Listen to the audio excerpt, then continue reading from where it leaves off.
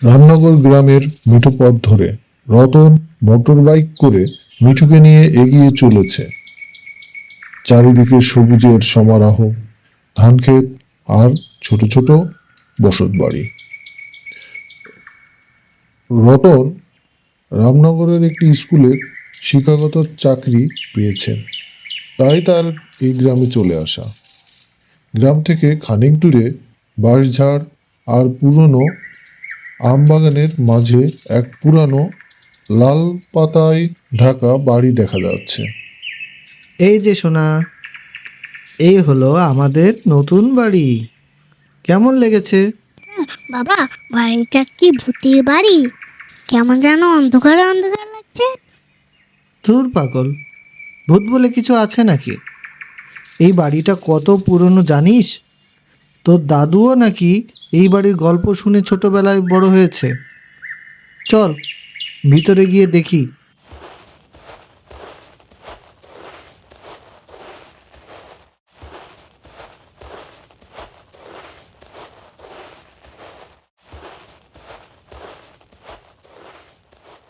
বাবা মেয়ে মিলে ঘরের জিনিসপত্র নামাতে শুরু করে। বাড়ির উঠানটা বেশ বড়, তবে আগাছায় ভরা। উঠানের চারপাশে একটা পুরনো শুকনো কুয়া আছে। মিঠু খেলার ছলে কুয়ার কাছে আসে। হঠাৎই কুয়ার ভেতর থেকে একটা চাপা দীর্ঘশ্বাসের শব্দ শুনতে পায়। মিঠু চমকে ওঠে আর তার বুকের ভেতরটা ধক করে ওঠে। বাবা, কি হলো মা, কিছু দেখেছিস? বাবা, যে কুয়ার ভিতরতে কেউ যেন নিঃশ্বাস ফেলছে। আরে ও কিছু না, হয়তো বাতাসের শব্দ। চল, আর কুয়ার কাছে যাবি না, কত পোকামাকড় থাকতে পারে। সন্ধ্যা নামে। রতন আর মিঠু কেরোসিনের লণ্ঠনের আলোয় খাবার টেবিলে বসে রাতের খাবার খাচ্ছে। বাইরে তখন ঝিঝি পোকার একঘেয়ে ডাক আর মাঝে মাঝে শিয়ালের হাঁক শোনা যাচ্ছে। হঠাৎ করেই ঘরের লণ্ঠনটা মিটিমিটি করতে শুরু করলো, যেন তার তেল ফুরিয়ে এসেছে। এরপর ধপ করে নেমে গেল। পুরো ঘরটা অন্ধকারে ডুবে যায়। কি হলো?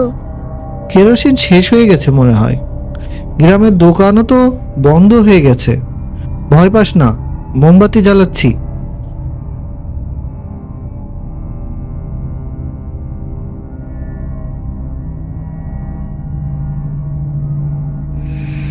বাবা, ওটা কে? কোথায়? আমি তো দেখতে পাচ্ছি না।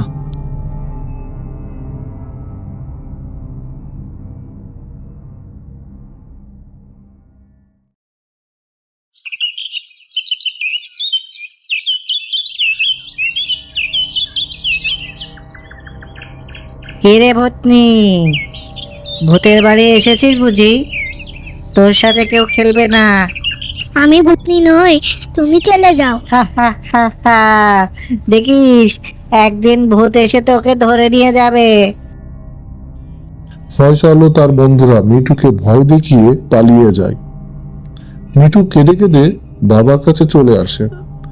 রতন ফয়সালের বিরুদ্ধে ব্যবস্থা নেওয়ার কথা ভাবে, কিন্তু পরে মনে করে গ্রামে নতুন এসেছি, তাই এখনই কোনো ঝামেলায় জড়াতে চাচ্ছি না।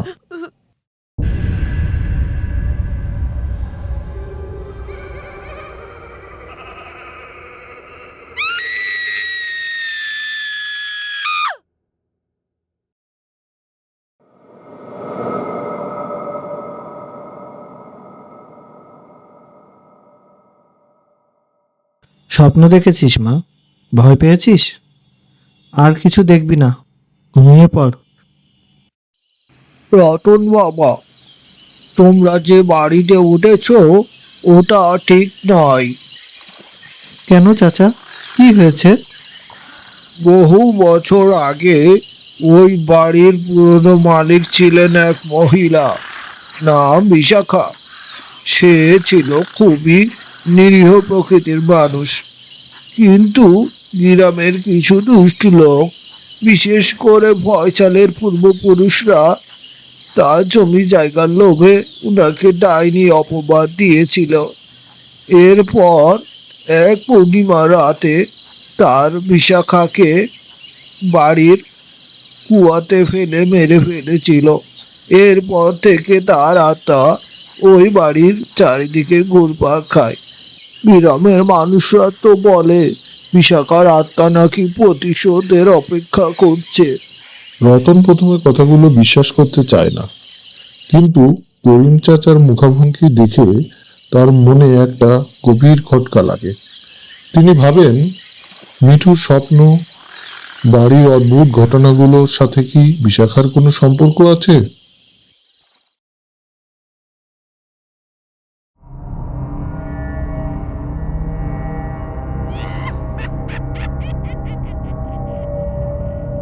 এসো মিঠু, আমার কাছে এসো, ভয় পেও না, এটা তোমার আসল ঠিকানা।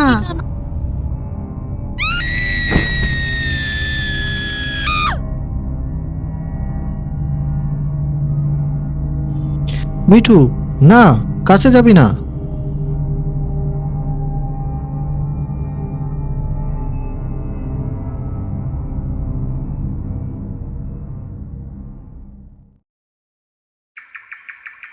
রতন বাবা, আমরা তোমাকে সাহায্য করতে এসেছি।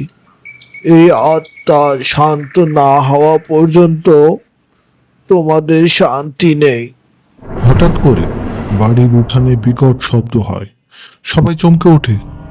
দেখা যায় পুরনো কুয়াটা ভেঙে দুটুকরো হয়ে গেছে, আর ভেতর থেকে একটা কাঠের বাক্স দেখা যাচ্ছে। মাটির খুঁড়ে সেই কাঠের বাক্সটি বের করলো ওরা। আমি বিশাখা, আমি ডাইনি নই।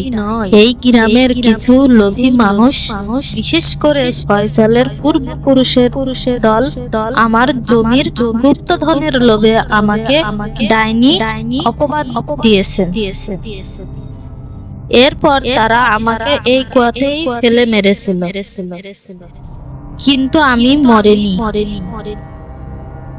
আমার আত্মা শুধু ন্যায় বিচার চাই। আমার জমির আসল উত্তরাধিকারীরা যেন আমার সম্পদ ফিরে পায়। আমি তাদের অভিশাপ দিয়েছিলাম, যারা আমাকে মেরে ফেলেছিল, তাদের বংশধরের উপর তারা যেন আমার সম্পদ ভোগ করতে না পায়। তাহলে বিশাখার আত্মা ছিল, সে তো আমাদেরকে রক্ষা করতে চেয়েছিল। আর গ্রামবাসীরা?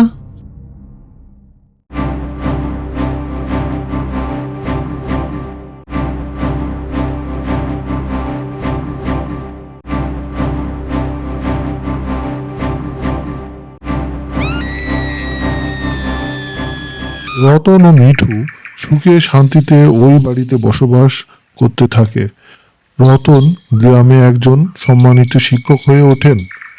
মিঠু আর কখনোই সেই ভয়ঙ্কর স্বপ্ন দেখেনি, বরং বিশাখার মন্দিরকে ভালোবাসতেন। রামনগর ওই পুরনো বাড়িটি আর ভূতের বাড়ি হিসেবে নয়, বরং ন্যায় বিচারের ও শান্তির প্রতীক হিসেবে পরিচিতি লাভ করে।